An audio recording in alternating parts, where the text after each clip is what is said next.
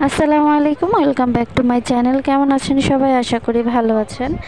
আলহামদুলিল্লাহ, আমিও ভালো আছি। আজকে আপনাদের সাথে শেয়ার করব কাজলি মাছ বোনা। তো চলুন মূল উপকরণে চলে যাই। আমি জানি না কোন দেশে, আপনাদের দেশে বা কী নাম বলে, তো আমাদের এখানে কাজলি মাছ বলে। তো আমি পরে দেখিয়ে দিচ্ছি মাছটা কেমন। তো কড়াইতে প্রথমে আমি পরিমাণ মতো তেল দিয়ে দিয়েছি, আর বেশ কিছু পেঁয়াজ দিয়ে দিয়েছি, দিয়ে কাঁচামরিচ বেশি করে কাঁচামরিচ দিয়ে দিচ্ছি, দিয়ে হালকা একটু নেড়ে চেড়ে নেব, জাস্ট কাঁচা গন্ধটা যাওয়া আগ পর্যন্ত নেড়ে চেড়ে নেব। তারপর হচ্ছে হলুদের গুঁড়া, মরিচের গুঁড়া, ধনিয়া গুঁড়া সব একসাথে দিয়ে আমি ভালো করে কষিয়ে নিচ্ছি। ভালো করে কষিয়ে নিয়ে এখানে আমি একটা দুন্দুল আমি কেটে নিয়েছি, একদম পাতলা পাতলা করে কেটে নিয়েছি,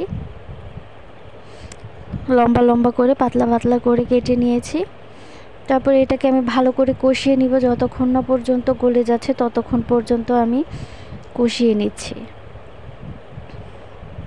তো আমার ভিডিও আপনাদের ভালো লেগে থাকলে অবশ্যই লাইক, কমেন্ট, সাবস্ক্রাইব করবেন।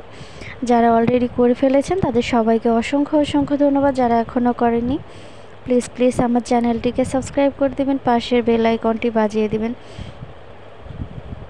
তো দেখতেই পাচ্ছেন আবারও আমি ঢাকনা খুলে দিয়ে তারপর হচ্ছে আবার নেড়ে চেড়ে দিচ্ছি। অলরেডি পানি উঠে এসেছে, এই পানিতেই আমি ভালো করে কষিয়ে নিব।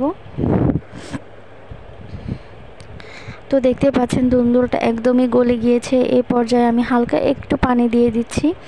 পানি দিয়ে তারপর হচ্ছে বলক নিয়ে চলে আসলেই, ফুটে আসলেই আমি এখানে মাছটা দিয়ে দিব। তো মাছটা আপনাদের আমি দেখিয়ে দিব মাছটা কেমন। তো অলরেডি বুঝতে পেরেছেন মাছটা কেমন, দেখে নিশ্চয়ই বুঝতে পারছেন মাছটা কেমন।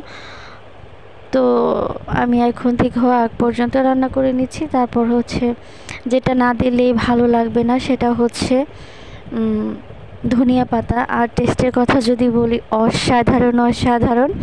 আলহামদুলিল্লাহ আলহামদুলিল্লাহ, খুবই ভালো ছিল। অবশ্যই সবাই ট্রাই করবেন। তো আমি সার্ভ করে দেখিয়ে দিচ্ছি।